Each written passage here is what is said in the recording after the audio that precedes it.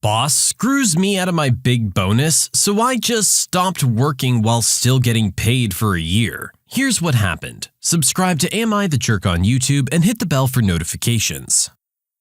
I apologize for the length of this in advance. This happened some years ago but still seems relevant today, so I thought I would share the story. So back in the 90s, I was working for a European-based financial firm. US offices were managed by Europeans with a regional head in New York. Younger employees were generally underpaid and overworked. As in your first few years out of college, the promised reward was being promoted to a director position where the salary, perks, and bonus structure would really kick in. Kind of like how law firms promote their younger lawyers to partners after a long wait. As junior associates, the only good news was that we received the same 5 weeks of vacation per year plus a few weeks of sick leave as our European counterparts, which for me meant a lot of camping and staycations during the summer, since I didn't really make enough to travel to exotic and expensive locations. The offices were set up in a way where the business development or BD directors each had a junior associate. The BD guys would generally network, schmooze, and travel around their territories to meet clients and new prospects. Once back in the office, the BD guys would dump their meeting notes on the desks of their junior associates to follow up and land the business, aka a Hunter-Skinner model. As a junior associate, I was pretty busy assisting a BD, so I routinely rolled over at least 2 weeks of vacation every year. I had worked at the firm for 3 years and was starting to get antsy for a promotion. Right after Thanksgiving, my boss in the West Coast office told me that I was being transferred and promoted to the Southeast office come the new year. I really had no interest in working in or living in the Southeast, but I wanted to advance my career. I rolled over my usual 2 weeks of vacation into the next year, so I was eligible for 7 weeks of vacation that next year. After celebrating New Year's with my family in California, I packed up my car and drove across the country. Once in the new office, I settled in and met my new boss, who promptly informed me that he wasn't promoting me to director, saying that he judged me to be too young, even though I was being given the responsibilities of the role. But I was also told that if I demonstrated that I could do the job, I would be promoted next year. I was ticked, but didn't have a choice other than moving back home and starting from scratch, so I agreed to it. I disliked my new boss instantly, as coworkers told me he was flaunting his management perks, which consisted of large allowances for housing and automobiles which were paid for by sales production from employees like myself. Turned out he was related to a serving member on the board of directors back in Europe, which is how he got the job as a regional manager. Everyone knew he didn't have the skills to do our job, so he just collected fat checks, went to expensive restaurants with friends, and billed it to the company as client development, all the while leasing a new Mercedes every 2 years on the company's dime while generally being a jerk to everyone who worked for him. During the first week, I also met my junior associate, Jeremy. We sat down and discussed some of the accounts that I'd inherited that were in backwater locations none of the other directors wanted to visit. Jeremy was professional, but I got the distinct impression Jeremy hated me, though I didn't know why. I started traveling around to meet my clients and prospects over the next few weeks, usually spending at least 3 or 4 days on the road, back in the office on Fridays to go over follow-ups on business leads with Jeremy and execute whatever paperwork needed to be taken care of. About a month later, I returned from one of my trips and learned that Jeremy had quit. It turned out that he was mad that he'd been passed over for the position that I'd been given. I couldn't fault him, as I probably would have done the same thing. I asked my manager to hire someone else to back me up, but he was hesitant to do so, reasoning that my client portfolio was just starting out, so I could do both roles until it made sense to staff up. I pointed out that it would be hard to be an effective business development officer if I had no support system to help grow my client portfolio, but he chose not to listen, knowing that I had little recourse but to shut the heck up. I spent the rest of the year working my butt off. This was right before email and internet were common, so executing business on the road was hard. Fax machines were the bane of my existence. Even though laptops were reserved for directors, my boss was kind enough to let me use a company laptop, on which I would handle all the paperwork to process client business from hotel business centers late at night or early in the morning. So I learned to live on 5 hours of sleep or to sleep on planes whenever I could. After dealing with problems from some irate customers, I eventually paid for my own personal cell phone. Not everyone had them in the mid-90s, and our directors had just started getting company-paid phones that year. It made sense since I had to handle customers from the road. I just gave my personal cell number for clients to call so I could handle problems from the road. I landed a few big clients by a combination of luck and hard work, and got some good solid referrals, which led to more referrals. So within a few months, I was gaining some serious momentum. Since I didn't have an associate to help me, that meant I spent the weekends and late nights back at the office handling paperwork, then back on the road during the week. I was so busy working both sides of the job that by December of that year, I hadn't taken my mandatory 2 weeks of vacation. I had some new clients that needed to be handled by year end, so I was granted a vacation waiver, meaning that my 7 weeks of vacation would roll over into the next year, adding up to 12 weeks of vacation plus sick time for the coming year. It was a big hassle for HR to process the waiver, but since I had produced a lot of new business, my manager was all too happy to order it done. I wasn't upset about working through year end, though I flew back and forth to California for Christmas on a 24-hour turnaround. I rationalized it, hoping that I would get paid the first big bonus of my career in a few months. At that time, European firms paid their bonuses in mid-April, while employees of US-based firms got their bonuses by the end of January.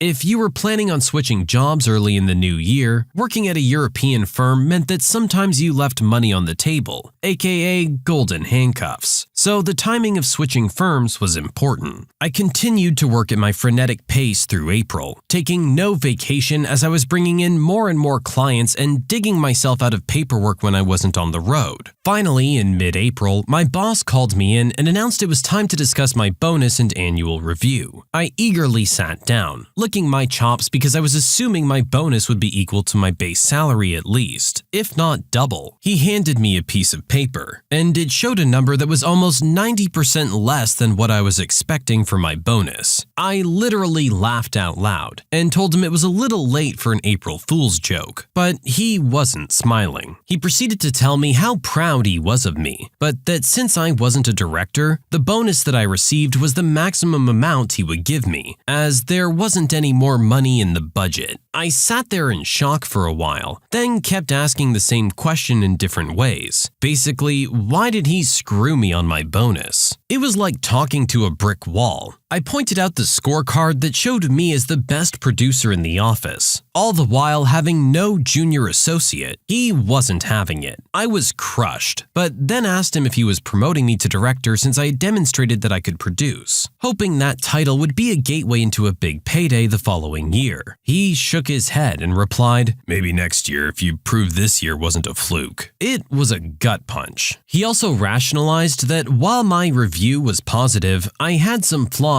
that I needed to work on, mainly that I didn't work very well in a team atmosphere. I reminded him that I was a team of one, so there wasn't anybody on my team to complain about me. A switch finally flipped in my brain as I realized I'd just gotten majorly screwed, and there was no changing the outcome. I told him that I was feeling ill and would be taking some sick days, so I got up and left his office. Coworkers said I looked as white as a ghost as I walked out of his office, so they knew something was wrong. I forwarded my incoming calls to his extension, packed up my important papers in case I decided to never come back, then headed to my apartment in a complete rage. I called my family and told them that I needed to come home for some much-deserved vacation. So after drinking myself senseless for 48 hours and forwarding all my calls to voicemail, I called in to work the following Monday and told my boss I'd be taking a week vacation. He was pretty angry about the short notice, as he'd been dealing with my irate customers contacting him about their problems since I couldn't be reached, and he didn't have much of a clue as to how to handle the paperwork necessary to do the work, so other associates were now being called in to help handle my workload. I flew home and made a few calls to people I'd worked with, hoping to find some job leads. I managed to grab a lunch with an old associate who had left the firm, and he gave me some ideas and contacts. So I spent the rest of my vacation looking for a new job. I knew the timing sucked, so out of options, I went back to my job the following week. First day back, I looked at my HR data and realized that I still had 11 weeks of vacation to use that year, plus a few more weeks of sick leave. Around that time, there was a company-wide conference call to celebrate a big company milestone. I think the firm was 125 years old, but didn't care anymore. To celebrate the big anniversary, we were told we would be getting an extra week of vacation that year, meaning once again I had 3 months of vacation in my account. As a high performer, I was also selected to spend a few weeks in New York during the summer and fall for some management training, so that meant some additional time out of the office. The next month was a blur of looking at different vacation options for me to take that year. I had accrued a lot of hotel and rental car points and frequent flyer miles during the past year of traveling around. So I spent my days in the office doing as little client work as I could get away with, while spending the rest of my time on the phone with the frequent flyer/hotel points customer service reps, trying to squeeze as much vacation out of my miles and points as I could. By the end of May, I submitted my vacation requests, which detailed how I was going to take 3 months of vacation in the 7 months remaining of the year. I submitted the forms to HR, and within a day, my boss called me in to discuss my schedule, as he realized I was basically going to be gone for almost 2 weeks out of every month for the rest of the year. I was wrapping my vacations around federal and bank holidays whenever I could manage it. He told me that he was rejecting my vacation schedule since there wasn't anybody to cover my clients in my absence. I asked him to call in the HR rep into his office to have his stance officially on record. He objected, but I said I wouldn't discuss such matters without an HR rep present. HR was called in, and my boss told HR he was rejecting my vacation schedule, but HR responded that I was legally entitled to the vacation days, so he couldn't reject the request. I also told him that henceforth I wouldn't be handling any of my customers from my personal cell phone if I was out of the office, so I would be forwarding my work phone to his when I was on vacation or doing business development trips. I also told him I was going to Europe on 2 different trips and would be unable to be contacted since I didn't have a company-issued cell phone. He was ticked, but knew that unless he promoted me to director and issued me a cell phone, he couldn't do anything about my new stance. After that, I only did business development in areas where I like to travel, and more importantly, vacation. Until that point, I had always said yes to any meetings in backwater locations if it represented a chance to land a new client. Having learned my lesson the hard way, I didn't want any new clients to begin with, and certainly none living in areas I didn't like to visit. Trips to Florida became common. If I was traveling, I would typically spend Monday to Wednesday making very infrequent sales calls. Most of my schedule was falsified with fake prospects so I could spend afternoons playing golf or hanging out at hotel pools trolling for women my age. I would then take off Thursday and Friday with vacation and sick days so I could hang out and have fun, using hotel points to extend my stays for free. Since I was still underpaid, I ate cheaply and learned to squeeze as much out of my trips for the least amount of money I could manage while still having fun. My boss was now irate with all of the customer calls coming to him, but he refused to hire an assistant for me, so I kept forwarding my line to his when I was out of the office. Whenever I was back in the office, which was pretty infrequent at this point, he would routinely lambast me with verbal warnings about poor performance reviews, but I would just shrug my shoulders and tell him that maybe he was right not to promote me to director since I was such a disappointment. He was also ticked because he'd been commended for having such a high-producing office the year before, mostly courtesy of my efforts, and now he was getting a lot of heat from New York that his new client numbers were down. Since I had frequent flyer miles and hotel points but not a lot of money, I backpacked through Europe on 2 different 2-week trips that summer, and also took a number of vacations back home,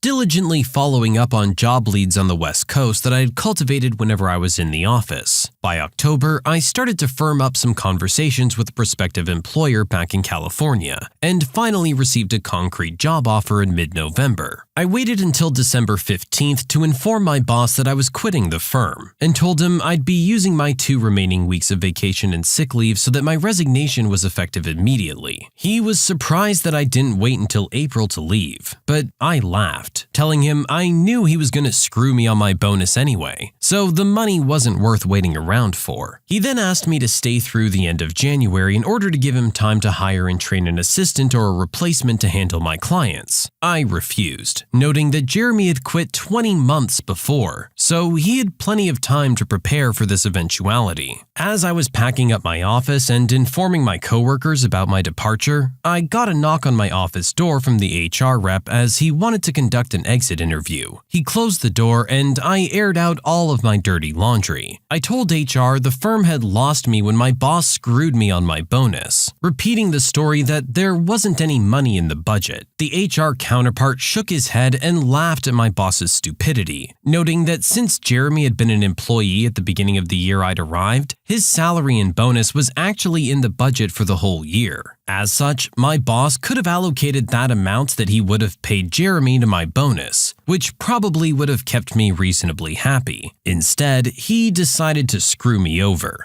I moved back to California that week and started the new job the first week of January. 3 months into my new job, I got a call from a coworker at my previous firm. He called to tell me that after I left, HR from the head office in New York came down early in the new year to interview my former coworkers. Apparently, my sudden departure had raised some eyebrows in New York, as they viewed me as a rising star, and questions were asked why I left so abruptly. Apparently, other employees in my office had also gotten screwed in various ways. Lots of client development meal expenses were rejected for being too expensive by the guy who was routinely billing his meals with friends to the firm. So after listening to all of the complaints, New York management decided to make a change years before he was due to be rotated back to Europe. Since he was related to a guy on the board, they couldn't fire him. So they reassigned my old boss to some backwater farm town. I couldn't pronounce the town, but was told it was the kind of place that doesn't provide perks like allowances for housing, or accounts for expensive steak restaurants, or a brand new Mercedes. I started my own company 5 years back, and it's worked out pretty well. Even though I got screwed 25 years ago, I always think about that experience fondly, as I probably would have worked for a company like that for my entire life, had I not been shown how companies and bosses will generally screw you over if given half a chance. It was eye-opening, and put me on a path to eventually start my own firm. So for that, I'm forever grateful. I always think about that situation around New Year's to remind myself of how far I've come, and for how not to treat my employees. Hopefully some of you can benefit from my experience without all of the drama I went through. Wow, that was a whole epic saga right there. We've got quite a bit to break down here, so we're just gonna go through this step by step. We'll start with how they made the guy move for a job that they didn't give him. That's a massive expense and lifestyle change. To move away from your family and friends all in the sake of your career, that your company then apparently doesn't follow through on. That's just wrong in so many ways. It's really a carrot on a stick situation with our original poster here in the beginning, because they go on to say, oh, if you work hard for a year, then we'll give you the promotion. So what does our original poster do? He goes out there and kicks some serious butt. He puts everything he has into his work, doing the work of 2 people at once, and bringing in the best numbers in the firm. And how is he rewarded? They see another opportunity to screw him over, and they take it. Mind you, I'm saying they, but I guess this really does all come down to the one manager, because it seems like everyone else that was around, including HR and the guys from New York, were wondering what the heck was going on. It sounds like pretty much everyone else saw your value, and saw that he was just shooting himself in the foot by treating you the way he did, to the point where they came down in person to find out what the heck happened with you. And of course this guy's related to someone on the board. Only someone with that kind of sense of entitlement would try and pull this kind of maneuver. In the end though, it really does sound like everything worked out for our original poster. He learned a couple of hard lessons and had to put a lot of time in, but you know what? He did get a lot of paid vacation at the end of it at least. And it seems like as he carried on to do his own thing, he kept that hard-working attitude and was able to grow his own company into something successful. While this was a negative and probably infuriating experience at the time, it's easy to look back on and see how far you've come. I'm sure our original poster's perfectly happy with where they are now. You can submit your own stories to be featured here on the channel. The story submission link is in the description below, and if you want to listen to some vibey music in the background, check out easymode, also linked below, and don't forget to subscribe.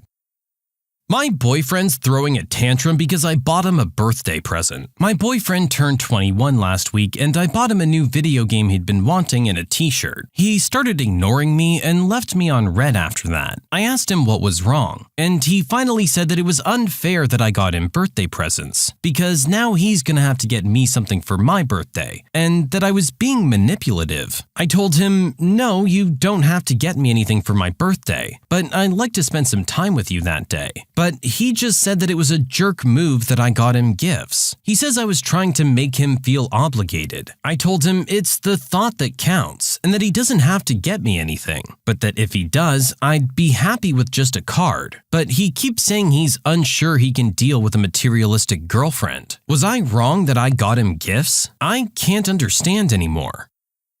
No, you're not in the wrong here at all. It's perfectly natural to want to get someone you care about a gift for their birthday. He's the one that's being really weird about it. It sounds like he actively doesn't want to do anything for you for your birthday, and that anything you do for him would just be pressuring him to do so. Well, newsflash, buddy, you are supposed to do something for your girlfriend on her birthday. If you can't treat her right one day out of the year, why do you deserve to have her the other 364? When you subscribe, make sure to hit the bell to turn on notifications. Put the playlist on in the background to finish listening to all the stories. Or if you want to listen to some vibey music in the background, check out easymode. If you like Am I the Jerk, give Am I the Genius a shot. Everything linked in the description.